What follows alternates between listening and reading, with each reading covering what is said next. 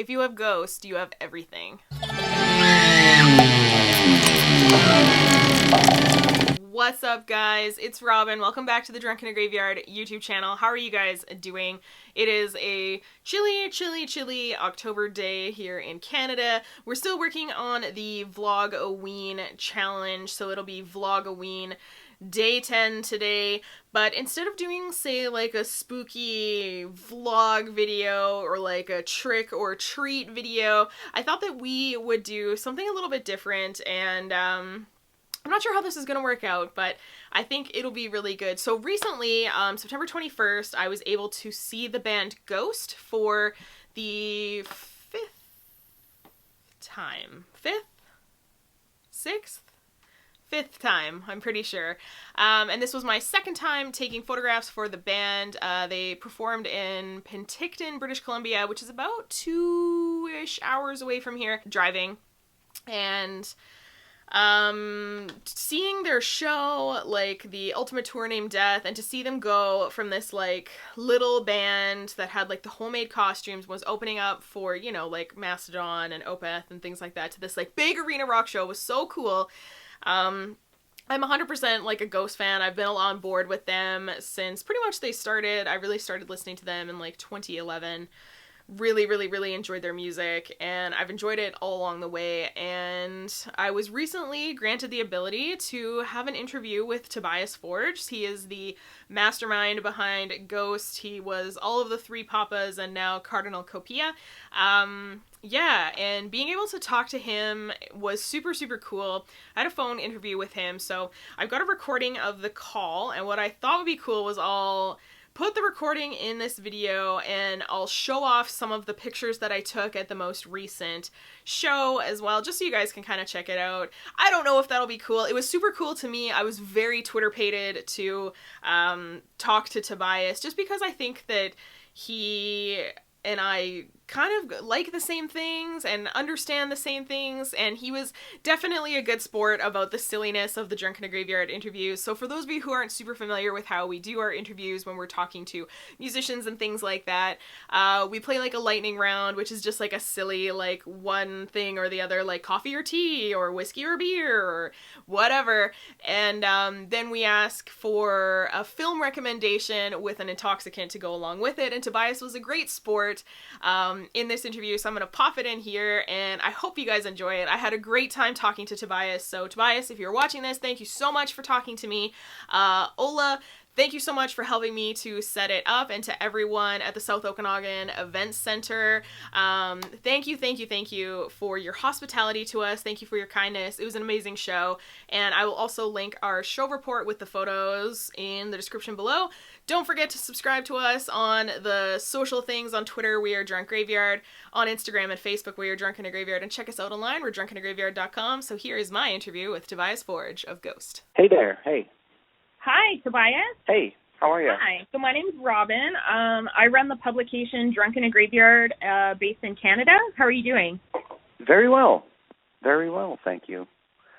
Watching History in the Making on TV, which is interesting. Oh, perfect. So I wanted to get started by saying that we're huge Ghost fans. At our website, we first heard of you guys in 2011-ish, so we've been along for the ride with you guys for close to 10 years. We've seen you perform in some very small venues. Back in the day, the costumes were a little bit more homemade. And we just saw you guys perform in Penticton, British Columbia on Saturday.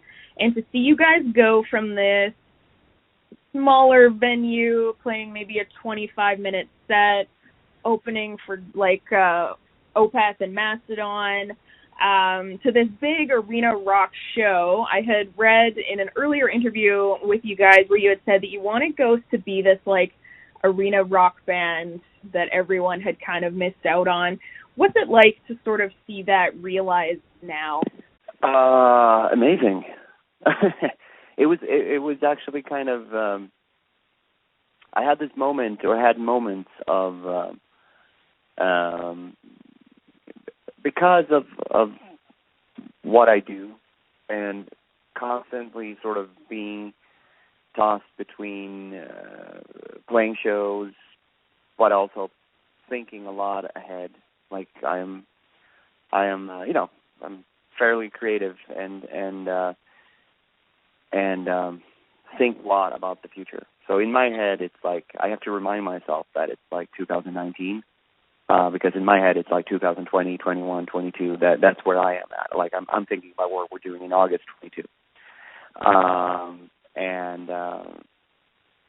After or during the Metallica tour in the summer, where we were sort of as much as that was a tour that was a dream come true, phenomenal moments of rock and roll splendor, like playing in front of fucking 80,000 people, great, fucking cool, and Metallica is here and they're like good buddies, all that shit, like fantastic. But still, like from a production standpoint, we were sort of sidetracking because previously in this album cycle,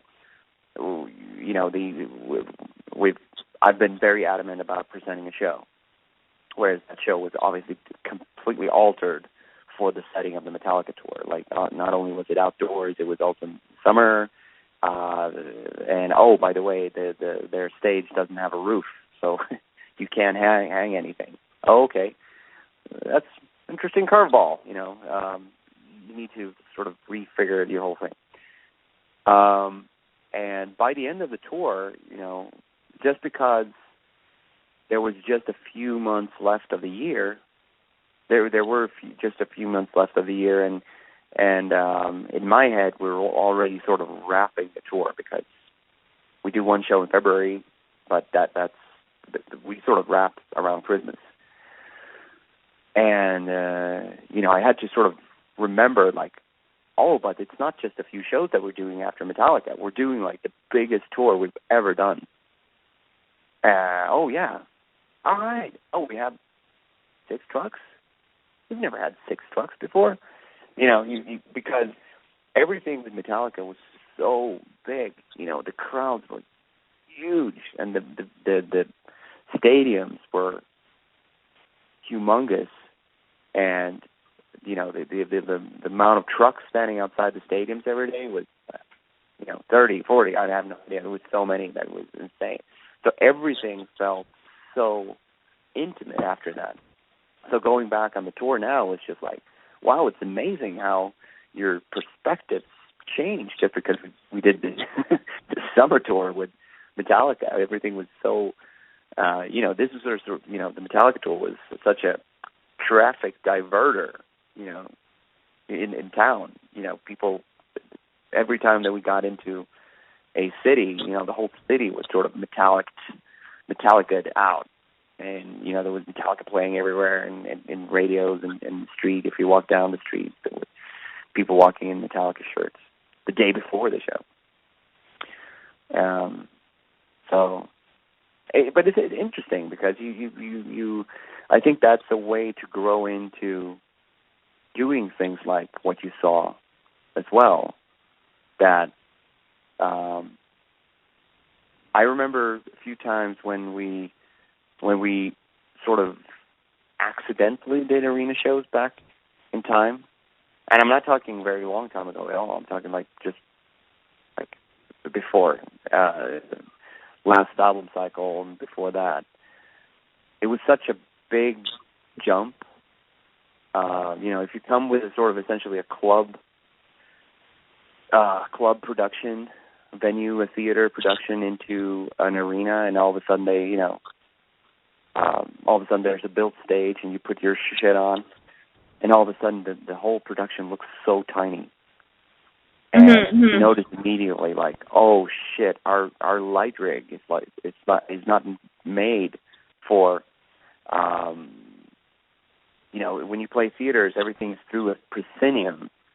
All the things you're doing is sort of shot through the proscenium of the theater. So it's kind of 1D in a way, 2D, I guess. Whereas, and even though you're not playing 360 arenas where people are around the stage, it's definitely more of a 3D vibe. You have to sort of reach out sideways and upways, and it's a different setting. And if you don't come ready with that, you definitely will sort of end up being a little lost on the stage, because it feels like there's people everywhere, and the stage is so much bigger. I remember just when we did the fall tour last year, and we did 3 shows on arenas, which was the Forum in LA, we played at the Barclays Center in Brooklyn, and we did an arena in Montreal. So we had the same stage setup just for those 3 shows. And the body came into a shock, because it was just like those added meters of running completely like pumped you, because you were so used to the theater to that formation, and all of a sudden you have to run from one place to the other side, which is just, almost twice as long.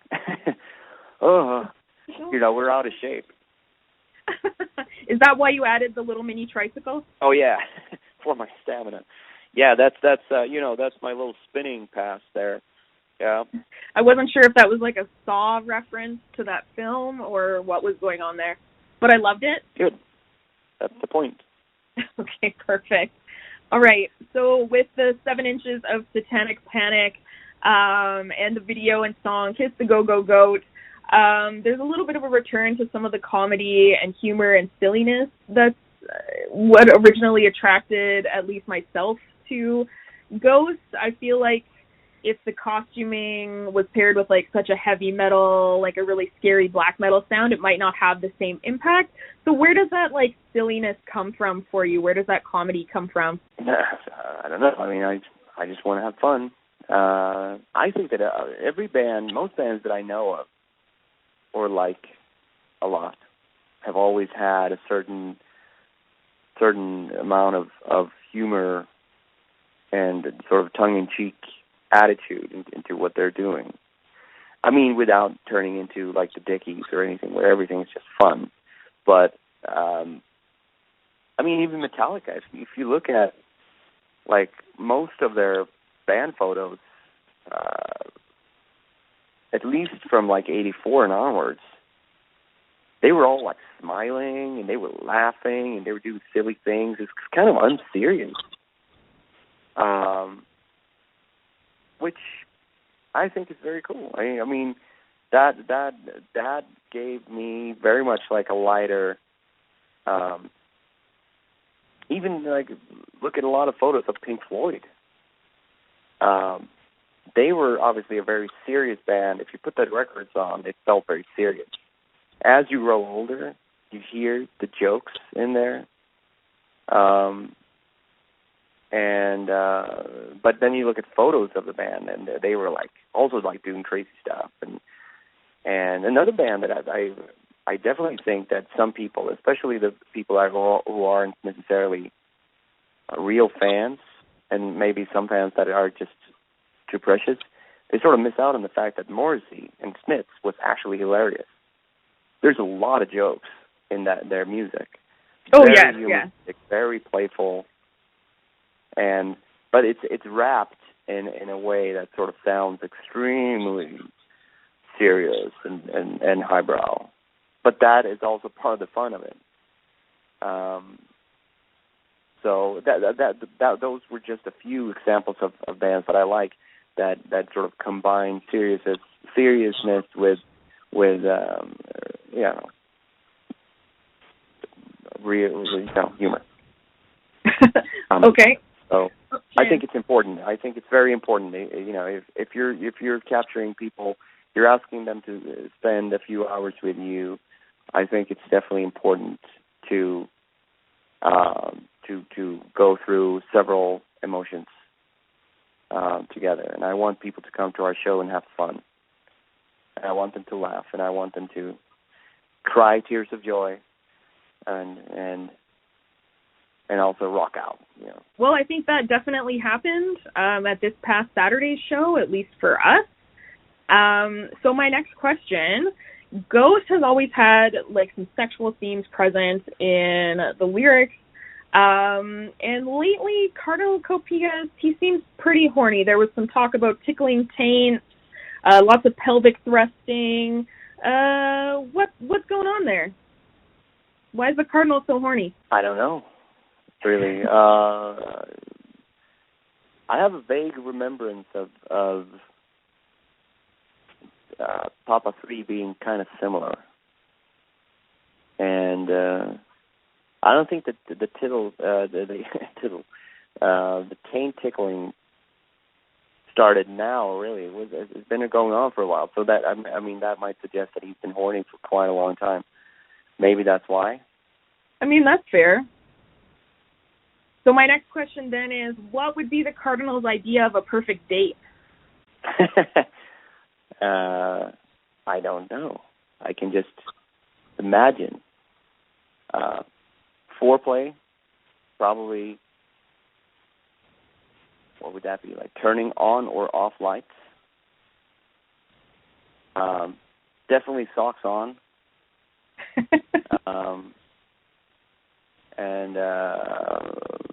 But then I think he'd do it groundly and thoroughly to the satisfaction of all three,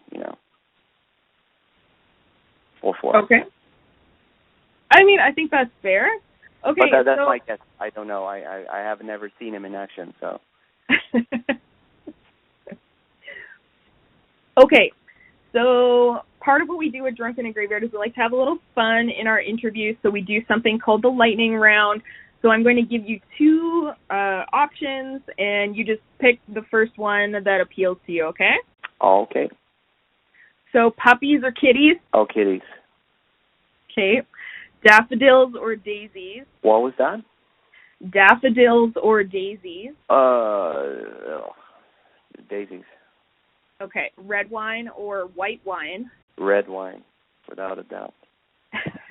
Coffee or tea? Coffee. Digital or analog? That depends on what I'm trying to do, but yeah, generally analog. Okay. Whiskey or beer? What was the first? Whiskey. What is that? Like a hard liquor? Oh, okay. I go. I'm a beer guy. If I drink, I have to drink, I drink beer. Okay. Tits or ass? What? Tits or ass? Tits or ass? Yes. Oh, ass probably, yeah. Okay. Black metal or death metal?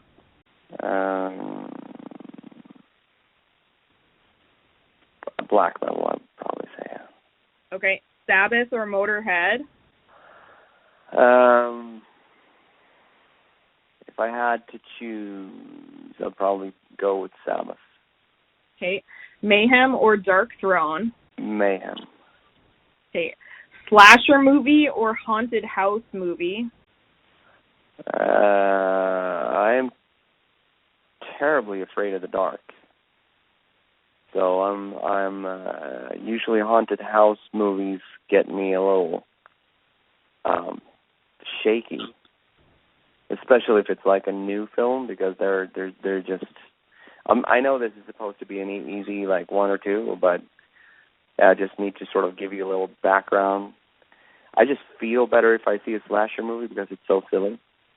Whereas if it's like a new, especially all those new horror films, I basically hate most of them, just because it's just filled with jump scares all the time, and there's no like relaxation, a little bit. Oh, here we can be safe. It's always like everything is horrible all the fucking time, from start to finish, and then it's like over. And that's none of the historical horror films that everyone likes. The ones that are critically acclaimed are like that. There's always moments of relaxation, even in the most disturbing films, even in The Shining or in Silence of the Lambs, or Jaws has a ton of nice moments. And that's what, that dynamic is something that I'm really, really fucking vouching for when it comes to filmmaking. It's very important. See, I definitely agree.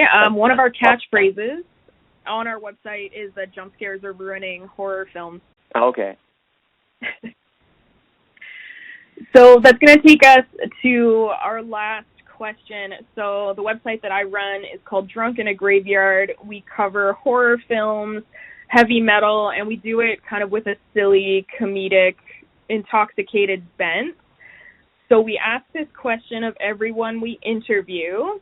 Please give us a horror movie recommendation, as well as the drink or intoxicant of choice you would pair with it. It's kind of like a wine and meal pairing, if you would. Oh, okay. Then I have a perfect. This is not a horror film, but still definitely in the cult section that most horror films would dig. If you've never seen it before, which it's sort of like, it is not a prerequisite, but it helps if you've never seen it before. You should pick up a film called Sardos, and it's a film starring Sean Connery, early 70s. He is just out of the Bond world, so he's a big shot. And the reason why some people, maybe not in this forum, but generally people don't know of this film is because I think that they have tried to kill it many times. It's not as good as they probably wanted it to be. It's a sci-fi film.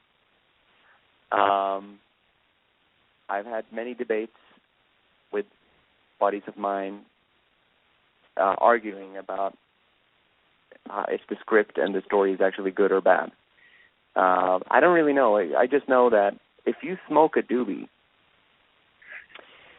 not telling you to do it or anything, but if you do, you should watch this film. And you have to imagine, and this is a little experiment, imagine, you know how a film is made, obviously, that it's not done in a chronological order. You know, each scene is like, they might have started with the end scene or the scene in the middle or whatever. You have to imagine that each new scene that you see is Sean Connery's first or last scene that he does before he loses his temper. So you have to remember that he just came out of wardrobe looking like he does in the film. Please Google Sean Connery in Sardos. That's what he looks like coming out of wardrobe. He hasn't read one single line in the script. So each scene that you see, you will have to imagine that being his first, where he doesn't know what the story is about. You will die of laughter because that film is so nonsensical that it's absolutely if he went through that film not knowing the script, it's an hilarious film. It's that makes it one of my favorite films. I guess you should see it because the film itself is not good. It's cool. It's a cool film. I love it, but not for the reasons that they intended it to be loved. I'm familiar with the film. Yes, I would agree. But if you do it with a little THC in it, it's like, oof, you will have an evening that you might not remember, but it's phenomenal. Okay. Well, thank you so much for that. Thank you for talking with us. It was such a pleasure to see you guys live. I think this was our 5th time that we've seen you. It was my 2nd time taking photographs for you. We're huge fans, and it was so I felt so proud to see the show that you guys are touring now. It was so awesome. Thank you very much. A little greeting to Vancouver as well. Just saying, or Penticton. I don't know if you're from Vancouver or Penticton. I'm actually from a small town that's about 4 hours from Vancouver and about 2 from Penticton. Where's that then? The town is called Kamloops. Oh, Kamloops. I've had a day off there. I know about that place. Either way, we intend to come sooner rather than later back to, maybe not to Kamloops, but into the area. I'm sorry for taking so long. That's all good. We look forward to seeing you guys again. I would love to take photographs for you guys again. I got some amazing photographs of you, I think, just beautiful. So if you can, check out our website. I feel like you would appreciate it, but no pressure, obviously. I will. Thank you. Yeah. Thank you so much for talking to me, Tobias. Thank you. Thank you. Have a good day. Bye. You too. Bye.